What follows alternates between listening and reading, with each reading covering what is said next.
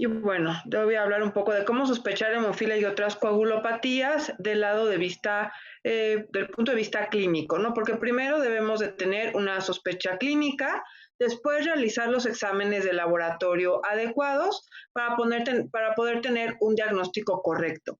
Y a lo mejor no todos los exámenes de laboratorio están disponibles en todas las unidades de primer nivel de atención, pero yo puedo saber qué es lo que voy a hacer con los exámenes de laboratorio que tengo disponibles. Y bueno, vamos a continuar con lo que es importante para este tema, que es el diagnóstico de la sospecha clínica de las enfermedades hemorrágicas.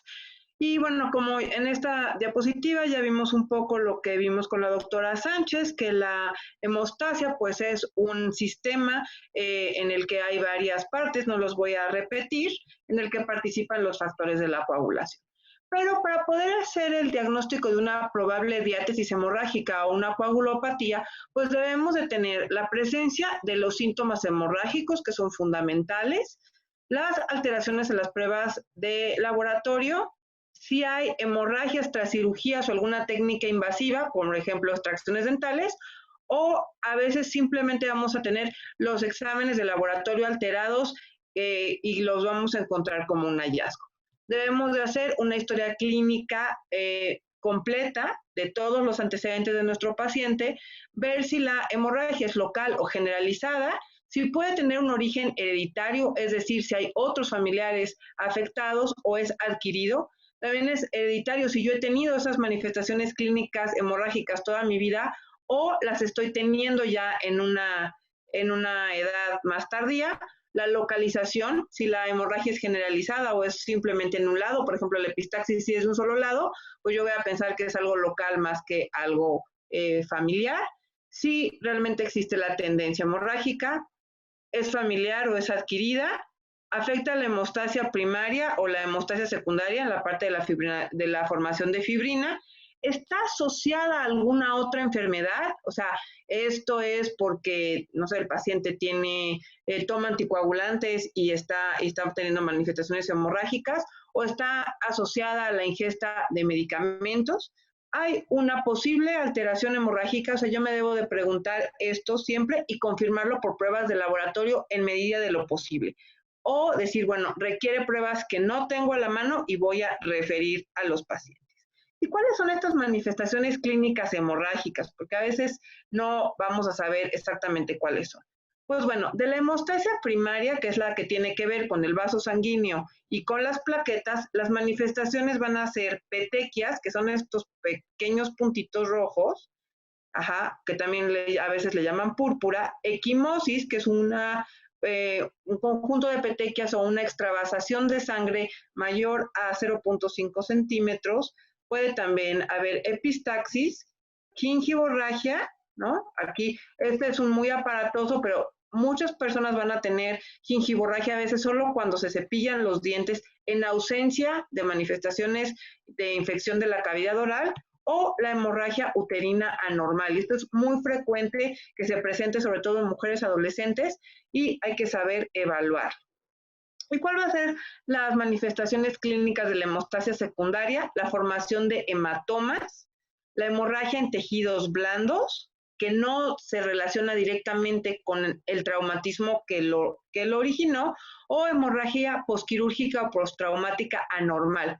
Muchos de nuestros pacientes de hemofilia leve se diagnostican en la edad adulta porque tienen manifestaciones hemorrágicas después de alguna cirugía, cuando todavía su vida, o sea, toda su vida han tenido, pues sí, sin cursar con hemartrosis, como los pacientes que tienen hemofilia grave, o a veces pacientes de enfermedad de von Willebrand, o otras cosas que se manifiestan ya un poco más tardíamente. ¿Cómo va a ser mi evaluación clínica? Pues primero yo debo hacer un interrogatorio muy específico acerca de los antecedentes heredofamiliares, si hay alguien más en la familia afectado y quién. Tenemos un paciente ahí en el hospital que tiene 81 años, el abuelo materno tenía hemofilia, los hermanos, creo que 9 15 hermanos tienen hemofilia, sobrinos hemofílicos, pero él no se asume como que tiene hemofilia.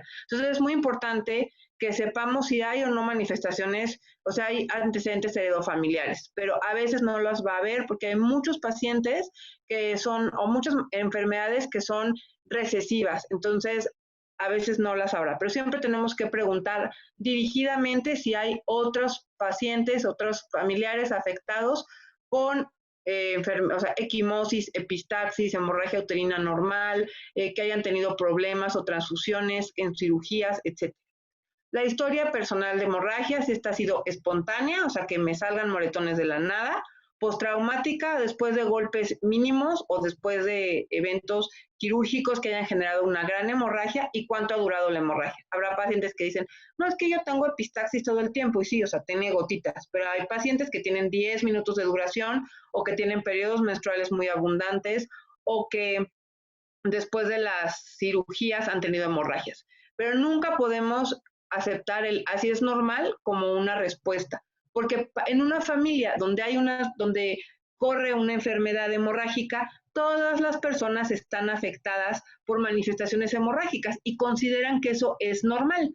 No, así todo, yo tengo una familia que tiene enfermedad de von Willebrand y no sabían, ya hasta la edad adulta fue una paciente que refirieron por hemorragia posparto, y resulta que todos en su familia tienen fragilidad capilar o tienen piel muy delicada, como son de piel blanca, consideran que es normal tener equimosis. Entonces, tenemos que preguntar qué tipo de manifestaciones tienen, qué tratamientos se han utilizado, si se han transfundido, si les han puesto estos medicamentos como el disinone, que lo usan mucho los cirujanos y que se comercializa mucho como para hemorragias, y aunque en realidad no tenga un efecto probado, o ácido tranexámico, algunos otros medicamentos, o que se hayan tenido que utilizar técnicas especiales para cohibir las hemorragias, sobre todo durante extracciones dentales o durante partos.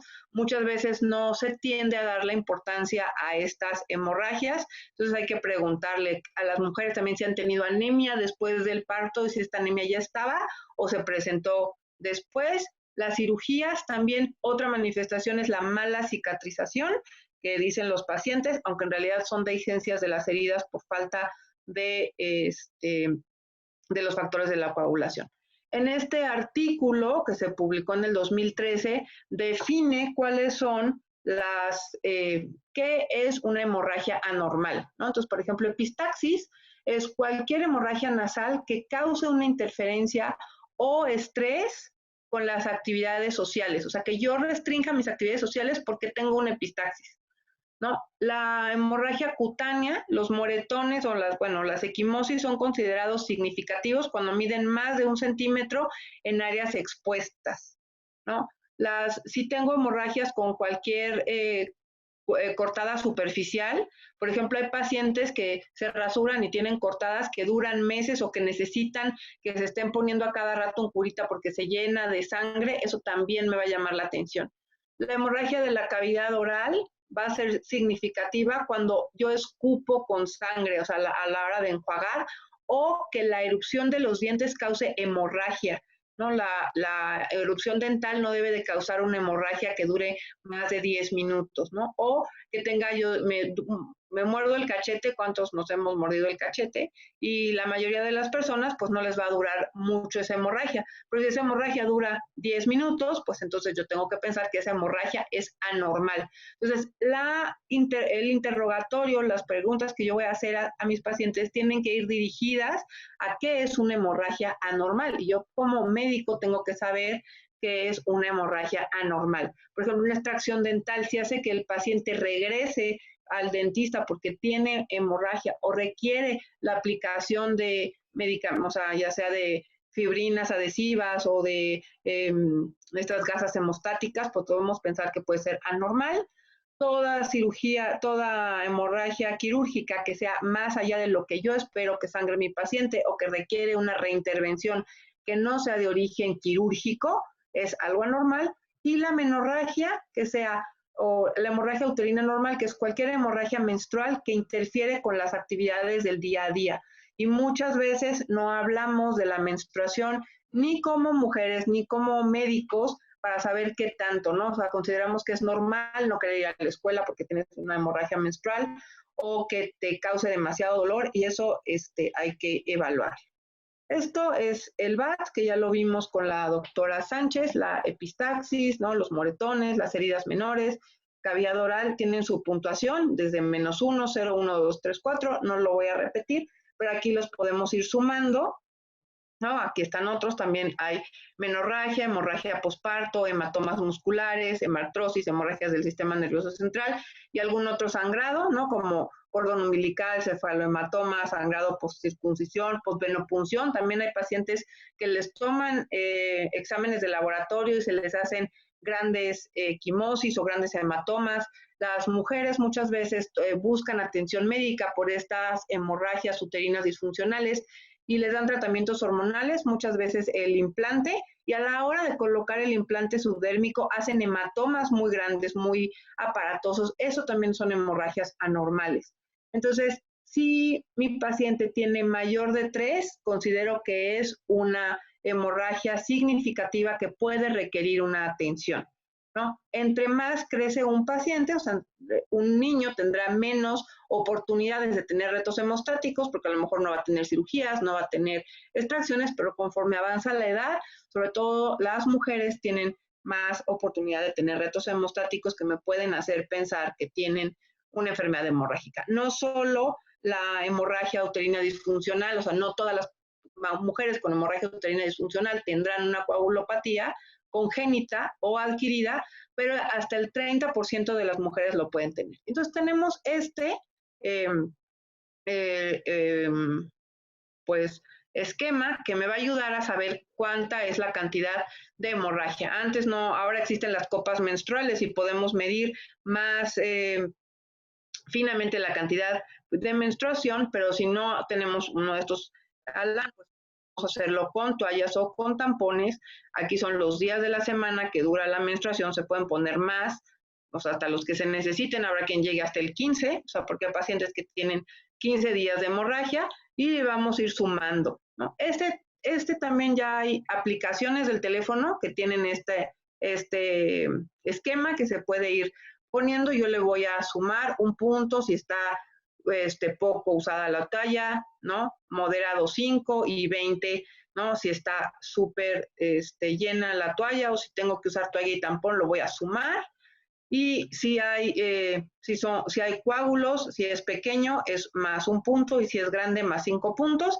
Estos esquemas se han ido adaptando dependiendo de los países para saber qué tan grande es grande y qué tan pequeño es pequeño, pero por ejemplo, pequeño es como del tamaño de una moneda de 1 peso y grande de 5 pesos, y cualquiera que exista desbordamiento de la toalla son 5 puntos. Y entonces más de 100 puntos en un periodo menstrual me indica una pérdida menstrual de más de 80 mililitros y eso ya se considera hemorragia uterina. Digo, hay pacientes que dicen yo uso pañal o uso un paquete de toallas al día, bueno, eso no hay ninguna duda. Entonces podemos evaluar exactamente cuánto es una hemorragia menstrual abundante y saber si esta paciente requiere valoración por ginecología y dependiendo de sus antecedentes familiares o personales también de hemorragia, porque a lo mejor va a tener hemorragia uterina disfuncional y epistaxis o hemorragia uterina disfuncional y formación de equimosis, entonces yo consideraré si debo de enviarla también al hematólogo. Aquí, esta tabla, podemos ver que estos son pacientes que tienen diferentes deficiencias de factores de la coagulación, como hay una deficiencia por cada uno de los factores de la coagulación que existen y las mixtas. Entonces aquí tenemos fibrinógeno, deficiencia de factor 2, de factor 5, deficiencia combinada del 8, deficiencia de factor 7, aquí no está la hemofilia, deficiencia de 10, de 11 y de 13. Pero la mayoría de los pacientes va a tener hemorragias nasales, hemorragia cutánea, hemorragia uterina disfuncional, a lo mejor hemorragia gastrointestinal, que tampoco es frecuente, ¿no? Entonces, las hemorragias en todas las enfermedades son más o menos las mismas, no es objetivo del médico general que diferencie cuál es cada una, pero que sí diferencie cuáles son los síntomas comunes que indican que este paciente tiene una deficiencia. Habrá algunos que tengan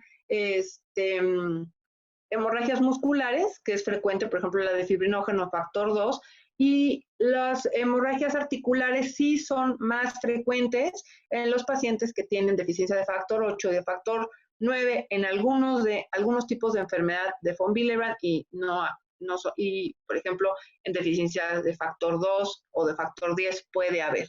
Entonces, si yo tengo cualquiera de estas manifestaciones clínicas, independientemente de si tengo los estudios de la coagulación o no, y más si es varón, pues entonces debo de descartar primero hemofilia, aunque también hay otras que merecen la pena, o sea, porque mi paciente sea mujer no quiere decir que no puede tener una enfermedad hemorrágica. Muchas veces hay consanguinidad, entonces hay que investigar de dónde vienen los padres, si son de este país, de otro país, si tienen antecedentes, si son familiares. Hay ciertos lugares de la República donde hay muy poca movilidad de la población y entonces no es que se casen entre primos a propósito, sino simplemente hay tan poca movilidad de la población que llegan a ser parientes. Entonces tenemos que ver que no haya consanguinidad. Bueno, este cuadro ya lo vimos con la doctora Sánchez, cómo vamos a ir haciendo un esquema y todo va a empezar acerca de si yo empiezo con el BAT, que está disponible en internet, que es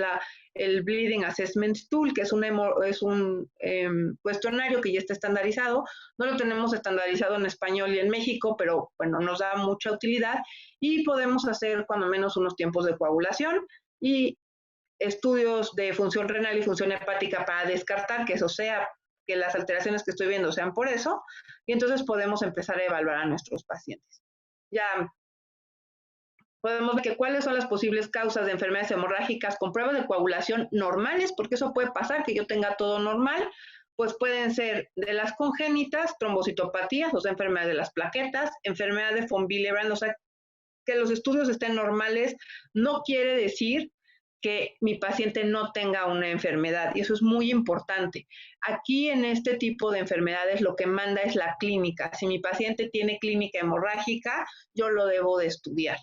El déficit de factor 13, que tampoco me va a dar alteraciones, el déficit de alfa-2 antiplasmina y el déficit del PAI-1, ¿no? Estos son adquiridos, que no es el objetivo de esta plática, pero aquí los podemos ver que puede haber algunos adquiridos como tratamientos antiagregantes, uremia, por eso es importante hacer las pruebas de función renal. Y aquí también tenemos, si tengo el TP alargado y el TTP anormal, pues puede ser una deficiencia de factor 7, o causas adquiridas, pues deficiencia de vitamina K, hepatopatía, anticoagulación oral y amiloidosis. Por eso es que les damos vitamina K a los pacientes, porque puede haber deficiencias hasta de dietas pobres. Pero si no corrige con la aplicación de vitamina K, pues entonces puedo pensar en una deficiencia y pues a lo mejor en una unidad de primer nivel de atención no tengo para determinar vitamina K, digo de factor 7, ¿no? Pero podré darle vitamina K y ver si este tiempo se corrige. Eso sí lo podemos hacer. Si tenemos un TTPA alargado únicamente, pues puede ser deficiencia de factor 8, de factor 9 o de factor 11, como ya lo vimos con la doctora. Puede ser deficiencia de factor 12 si no tengo alteraciones hemorrágicas o enfermedad de von Willebrand. Okay. No todas las enfermedades de von Willebrand me van a dar alteraciones del TTPA, pero es algo que yo debo de desechar. Y también hay causas adquiridas que hay a veces anticoagulantes, o sea, en contra o anticuerpos en contra del factor 8 que van a desencadenar una hemofilia adquirida. Aquí están, ¿no? Si corrigen, si podemos hacer correcciones, que es ponerle plasma normal a mis tiempos de coagulación, a ver si se corrigen, o sea, logran lo normal, sería ideal. Pero si no puedo, pues entonces con las manifestaciones clínicas. La hemofilia adquirida se manifiesta como estas equimosis son muy características que no tienen que ver con la hemofilia hereditaria y a veces se piensan en pacientes de la tercera edad que pensamos que pueden tener púrpura senil, lo que es por su piel, pero son equimosis muy grandes, entonces hay que hacerle unos tiempos y si los tiempos están bien hechos y los encontramos alargados, vale la pena que los evaluemos en un segundo nivel de atención o inclusive en un tercero, porque hay muchos, y ahora con el COVID y las vacunaciones para el COVID estamos viendo algún aumento en los fenómenos autoinmunes, entre ellos que es la hemofilia adquirida. Y ya si tengo mis dos tiempos alargados, tanto TP como TTPA, pues puede ser déficit congénitos de factor 5, de factor 10, de la protrombina o de fibrinógeno, pero también debo descartar que no sean deficientes de vitamina K, hepatopatías, anticoagulación oral o coagulación intravascular diseminada. Pero estos pacientes difícilmente, no de que están ya con coagulación intravascular diseminada o hiperfibrinolisis, difícilmente van a llegar eh, a la unidad de medicina familiar o al primer nivel de atención. Lo que sí es que debo de ver esto del hematocrito elevado. ¿Por qué? Porque si yo tengo un hematocrito muy alto, de más del 50%, sobre todo en pacientes que tienen enfermedad pulmonar obstructiva crónica, en esta parte que es mi plasma, ¿no? Yo debo de tener 55% de plasma y 45% de eritrocitos. Pero si sube mucho el hematocrito, entonces la proporción de plasma que hay en el tubo va a ser menor y entonces el anticoagulante que viene en el tubo azul es mayor y eso hace que se alarguen los tiempos de coagulación sin que eso sea real. Entonces eso es algo muy frecuente que vemos en los pacientes que nos refieren a hematología, que a veces o están coaguladas las muestras de biometría hemática y también salen alterados, salen hematocritos muy altos y plaquetas bajas. Por eso les digo, hay que ver cuáles son las manifestaciones de los pacientes. Entonces, pues por mí sería todo. Muchísimas gracias. Estoy aquí para las preguntas.